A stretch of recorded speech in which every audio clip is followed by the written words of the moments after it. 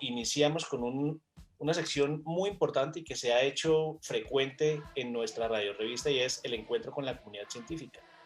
Hoy vamos a tratar acerca de los criterios de la comunidad científica y del sector de salud para reabrir o no la escuela presencial. Ese es un gran debate que se está dando en la sociedad colombiana y para ello nos acompaña el doctor Orlando Acosta, profesor de la Facultad de Medicina de la Universidad Nacional, doctor PhD en Virología Molecular. Doctor Acosta, muy buenos días y bienvenido a Encuentros Pedagógicos. Eh, Buenos días a todos los oyentes. Sí, doctor, gracias. Mire, es muy importante su presencia hoy porque este tema de verdad que nos es de mucha preocupación. ¿Con cuáles criterios debería tomarse la decisión de reabrir o no, desde el punto de vista científico? Y usted como virólogo y como científico que es, ¿qué nos puede comentar? Eh, bueno, nuevamente gracias por la invitación a debatir sobre este importante tema de tanto interés público. En primer lugar, reabrir o no reabrir las escuelas tiene relación con el nivel o el grado de la pandemia, con lo que se denomina más exactamente la dinámica de la pandemia, entendida en varias formas, pero principalmente como el número de nuevos casos en los últimos 14 días por 100.000 habitantes. Es un indicador importante. Igualmente, el número de pruebas positivas de RT-PCR durante ese mismo periodo y en la medida en que se hagan más pruebas, pues obviamente se van a detectar más casos. Entonces esto es importante tenerlo en cuenta de que a veces estas cifras o la obtención de estas cifras se maneja políticamente, en el sentido de que si alguna autoridad pública quiere decir que es muy exitosa, pues hace pocas pruebas. Y en la medida en que haga más pruebas, se detectarán más y algunos podrán entender que la pandemia no se está controlando cuando se pongan en evidencia que hay numerosos casos casi a diario. Entonces es un aspecto importante. O sea que determinar el nivel de la pandemia exige un testeo, así se llama, de la palabra en inglés test, o sea, prueba, hacer pruebas rutinarias, hacer pruebas intensivas, para que de manera honesta la opinión pública conozca la realidad de la pandemia. Bien, entonces una vez se realizan estas pruebas, se ha conformado una escala o unos niveles de riesgo de contagio en las escuelas que han sido muy publicitadas, ¿no? Que son las de los Centros de Prevención y Control de Enfermedades de los Estados Unidos, conocidos como los CDC.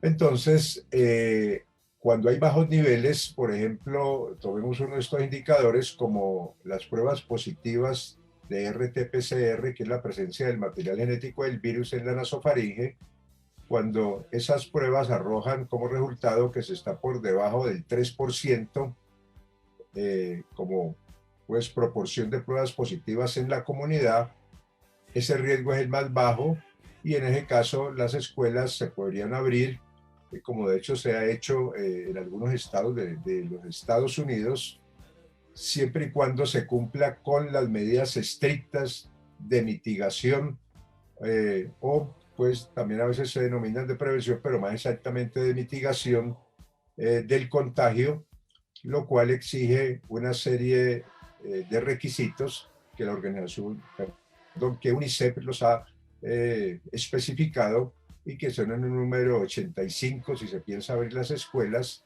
60 requerimientos en el proceso de preparación de las escuelas para la reapertura y 38 requerimientos una vez se abran esas escuelas.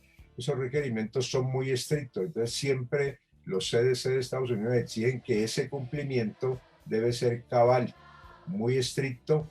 De lo contrario, pues no obstante que el nivel está bajo de la pandemia, pues habrá contagios.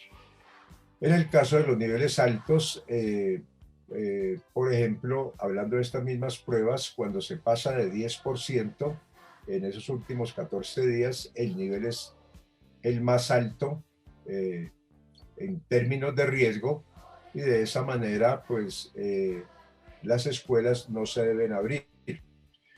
Entonces, cuando uno ve este parámetro y lo que sucede en el ejemplo de Bogotá, que lo hemos destacado, pues estamos más de 3 veces por encima de ese nivel más alto, o sea que el riesgo sería altísimo. Sin embargo, algunos argumentan que las escuelas se pueden abrir en lugares donde la pandemia esté más baja, pero cuando se habla en esos términos, pues no se dice exactamente en concreto en qué municipios, cuántas pruebas se han hecho, porque si en un municipio prácticamente no hay infraestructura física y humana para realizar las pruebas, pues se podrá asumir que la pandemia está muy baja cuando esa no es la realidad. Tiene que hablarse del número de pruebas hechas diariamente con relación a la población para poder tener una idea de la dinámica de la pandemia.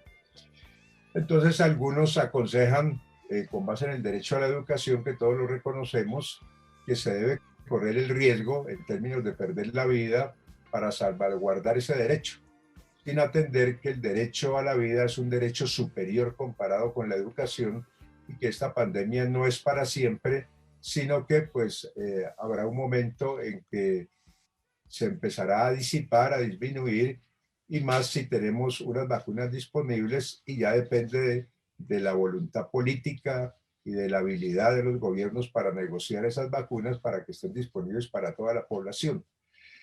Entonces, exigir de manera general que los profesores deben retornar a las actividades presenciales y hacer la comparación que deben dar la vida, así como la están dando los médicos, pues es algo que no tiene asidero en términos del derecho a la vida, y cuando, pues, en aras de mantener la salud mental de los niños, pues no se puede llegar a ese extremo cuando hay maneras de atenuar esos efectos negativos como la educación virtual y una serie de recomendaciones que ha dado la misma Organización Mundial de la Salud y otras autoridades en salud para atenuar cualquier efecto que se pueda producir durante el confinamiento con relación a la salud mental y física de los niños.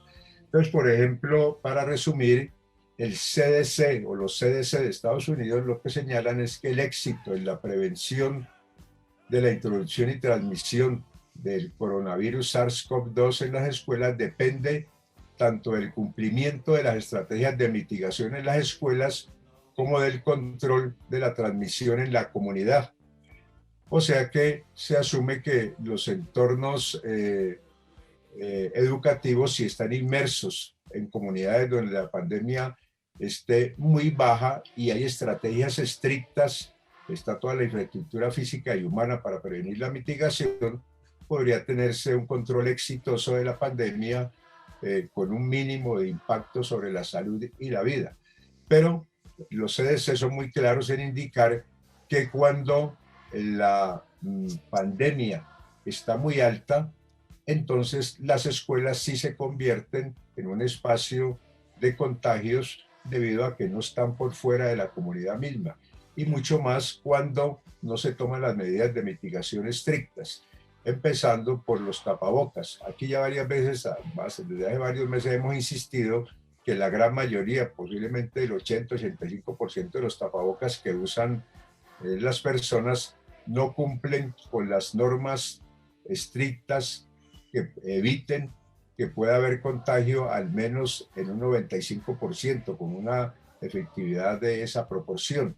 Son tapabocas que si ustedes los ensayan y los presionan contra la piel, es decir, los fijan para que no queden entradas entre la piel y el tapabocas, ustedes van a observar que la respiración es difícil porque están hechos de unos materiales que no permiten el flujo fácil del aire. Entonces esto conduce a que las personas se pongan el tapabocas abajo de la nariz para poder respirar con facilidad. O, lo que es casi que equivalente, se colocan el tapabocas presionado levemente de tal manera que quedan unos espacios entre la piel y el tapabocas, sobre todo a los lados de la nariz, que son varios miles de veces más grandes que el tamaño de las gotas más pequeñas que contienen las partículas virales. O sea que de esa manera, cuando hay virus suspendido en el aire, pues lo pueden absorber, o también si están infectados lo pueden emitir al aire, y si el aire no se renueva, se concentra y después de que haya cierta concentración de partículas virales en el aire, empieza el riesgo de contagiar a otros. De hecho, pues una de las solicitudes o recomendaciones que hace la UNICEF es precisamente la renovación del aire, con base en que si el aire está quieto y no se renueva y hay alguien infectado, cada infectado, ustedes han visto los cálculos experimentales, arroja al ambiente en un minuto más de 100.000 partículas en un minuto. O sea que en una hora habrá arrojado millones de partículas que si el aire no se renueva, empiezan a constituir riesgo para los que están en los alrededores o dentro de esa masa de aire. Ustedes conocen bien, la Organización Mundial de la Salud ha dicho el virus se puede transmitir por los ojos, por la nariz y por la boca. Por los ojos con menos eficiencia, pero ocurre. O sea que cuando hay atmósferas muy concentradas en partículas virales, la infección ocurre. Entonces, por eso es muy fácil para quienes recomiendan que los otros corran los riesgos de perder la vida cuando quien lo está recomendando no corre ese riesgo y asumen que los niños no transmiten el virus y cuando eso está científicamente demostrado y si uno los desafía a que se pongan frente a un niño a 50 centímetros sin tapabocas ambos y dialoguen por 10 minutos que en 10 días nos digan qué ocurrió. Doctor Porque Orlando. no aceptan ese desafío. O sea que para sintetizar, el riesgo permanece en las escuelas en la medida en que en la comunidad la pandemia esté activa. Sí, señor, perfecto. Esa era una gran pregunta porque, pues, en efecto hay muchas personas opinando, pues, sin ningún tipo de criterio científico, o incluso hay científicos y particularmente gente del sector académico que, pues, están promoviendo el retorno ya a las escuelas con el argumento, con la premisa de que los niños se contagian menos o que el virus es benévolo con ellos porque no tienen tanta transmisibilidad. En realidad, pues, lo que usted menciona nos aclara muchísimo ese aspecto. ¿Algún otro comentario para cerrar, doctor, con relación a esto de la transmisibilidad y el contagio? Así, ya lo hemos destacado, los estudios son muy evidentes, es decir, en sus resultados de que los niños mayores de 10 años transmiten el virus igual que los adultos y los menores de 10 años, los estudios son variables, pero con la tendencia que lo transmiten con menor eficiencia eh, y esa eficiencia se ha cuantificado entre el 50 y el 60%, es decir, que si un niño de 10 años contagia a otros, para colocar un ejemplo, y ese contagio puede conducir a la muerte de 10 personas. En el caso de los niños menores de 10 años, ese mismo contagio conduciría a la muerte de 5 personas. O sea que no es inocuo el menor de edad para transmitir el virus. Y ya lo hemos señalado que una de las explicaciones, es decir, de lo que se propone es que tienen una baja estatura con relación a los adultos y los que están más abajo de la cara. Y la presión el virus es menor que la de los adultos. Entonces, de esa manera, pues el riesgo de que ellos contagien es menor, pero existe en esa proporción, así como lo indiqué gráficamente, si unos conducen a la muerte de 10, los mayores de 10 años, los menores de 10 años podrían conducir en esos términos comparativos a la muerte de 5 personas, o sea que la muerte de una sola persona es una verdadera tragedia para una familia. Entonces es muy fácil recomendar que los otros asuman ese riesgo de morir cuando el que está aconsejando ese procedimiento no está corriendo el riesgo. Como ustedes lo han visto, prácticamente ninguno de los que está recomendando esos riesgos está con la disposición a correrlos, sino invitando a otros que deben morir igual que mueren los médicos. Así es, doctor. Bien, doctora Costa, le agradecemos muchísimo. Como siempre, cada sábado nos resultan muy ilustrativas sus comentarios, sus reflexiones, sus análisis sobre todo esto que está ocurriendo y particularmente pues en nuestro contexto escolar.